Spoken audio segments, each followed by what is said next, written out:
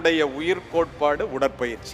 ஒரு மனிதன் மனதை மட்டும் வளர்த்து கொண்டு உடலை வளர்க்காமலோ, உடலை மட்டும் வளர்த்து கொண்டு மனதை வளர்க்காமலோ இருந்தால் நண்பர்களே, அது ஒரு நிறைவேறாத வெற்றியாகத்தான் இருக்கும்.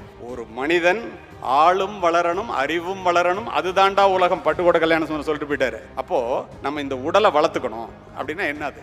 ஒரு வாரத்துக்கு 168 மணி நேரம். 1 மணி நேரத்தை ஒரு வாரத்திற்கு உங்கள் உடல்நலத்திற்காக நீங்கள் செலவு செய்தால், இல்ல நான் ரொம்ப பிஸியா இருக்கேன், எனக்கு அதுக்கெல்லாம் நேரம் இல்லை அப்படின்னா, பொள்ளாச்சியில இருந்து நான் சென்னைக்கு போறேன், ரொம்ப பிஸி, ரொம்ப அவசரம், பெட்ரோல் போடுறதுக்கு நேரம் இல்லை அப்படின்னா, உங்களுடைய பயணம் எப்படி பாதியிலேயே தடைப்பட்டு போய்விடுமோ நண்பர்களே. உடல்நலத்திற்காக நீங்கள் நேரத்தை ஒதுக்கவில்லை என்றால் நம்முடைய பயணம் பாதியிலேயே தடைப்பட்டு போய்விடும். இதில் எந்த விதமான மாற்று கருத்தும் இல்லை.